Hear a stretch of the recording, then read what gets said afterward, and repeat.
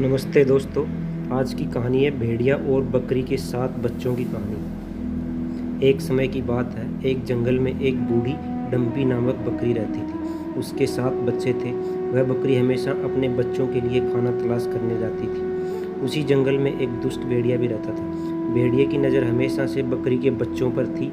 बकरी को इस बात की जानकारी थी, इसलिए वह हमेशा अपने बच्चों को समझाती रहती थी कि अपने आप को उस भेड़िए से हमेशा बचा कर रखना है, क्योंकि भेड़िया बहुत चालाक है और उसकी आवाज़ भारी और पैर काले हैं। एक दिन बकरी को खाने की तलाश में कहीं दूर जाना पड़ता है, इसलिए वह अपने बच्चों को समझाती है कि जब तक वह वापस नहीं आती है तुम सब दरवाज़ा मत खोलना। बच्चे अपनी माँ से कहते हैं कि वे अपना ध्यान रखेंगे, आप बेफिक्र होकर जाइए।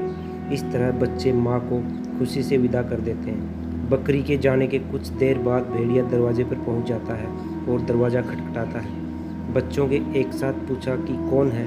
तब भेड़िया कहता है कि मैं तुम्हारी माँ हूँ। बच्चे कहते हैं कि तुम हमारी माँ नहीं हो, तुम्हारी आवाज़ बहुत भारी है, तुम भेड़िए हो, चुपचाप यहाँ से चले जाओ। भेड़िया समझ गया कि बच्चे बहुत होशियार हैं, ऐसे हाथ नहीं आएंगे, कोई उपाय करना पड़ेगा। इसलिए भेड़िया अपनी आवाज़ पतली और मीठी करने के लिए जंगल में चला जाता है और मधुमक्खी के छत्ते से शहद निकाल कर खाता है ताकि उसकी आवाज़ मधुर हो जाए। तभी छत्ता तोड़ते हुए एक मधुमक्खी उसे काट लेती है। वह जैसे ही शहद खाता है तो उसकी आवाज़ अच्छी हो जाती है। अब वह फिर से बकरी के घर जाकर दरवाज़ा खटखटाता है। इस बार भी बच्चों ने पूछा कौन है। भेड़िए ने जवाब दिया कि मैं उनकी माँ हूँ। इस बार आवाज़ उनकी माँ जैसी मीठी थी तो उन्होंने दरवाज़ा खोलने का फैसला किया। जैसे ही बच्चे दरवाज़ा खोलने लगे, उन्हें दरवाजे के नीचे से भेड़िए के काले पैर दिखाई दिए। बच्चे समझ गए कि भेड़िया बहुत चालाक है। बच्चे ने कहा, तुम भेड़िए ही हो क्योंकि तुम्हारे पैर काले हैं और हमारी माँ के पैर गोरे हैं। यहाँ से चले जाओ, हम दरवाज़ा नहीं खोलेंगे। तब एक बार फिर भेड़िया वहाँ से निराश होकर चला गया।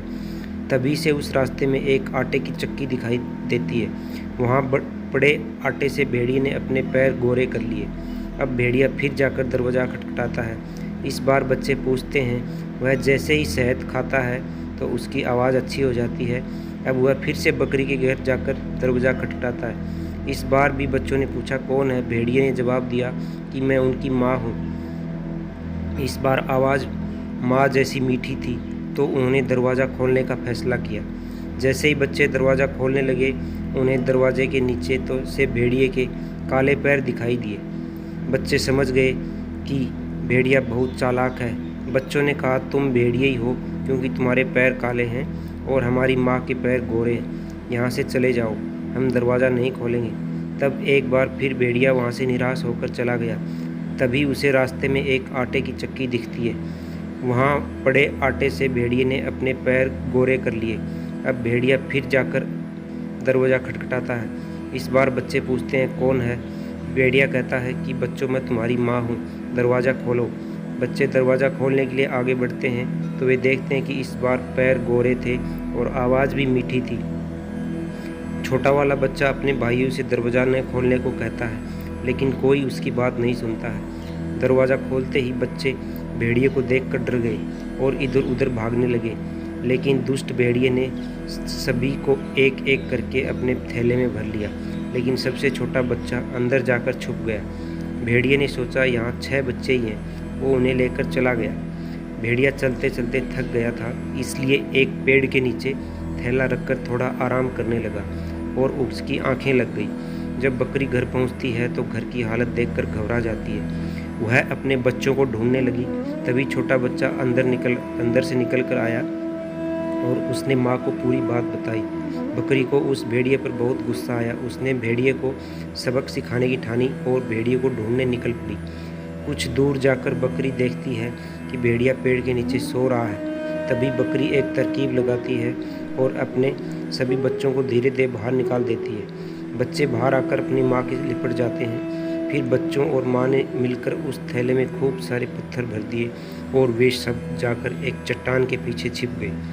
जब भेड़िए की आंखें खुली तो वह थैला लेकर चलना शुरू करता है। उसे थैले में थोड़ा भार महसूस हुआ, लेकिन उसने ज़्यादा ध्यान नहीं दिया और सामने एक नई नदी आई तो उसे पार करने लगा।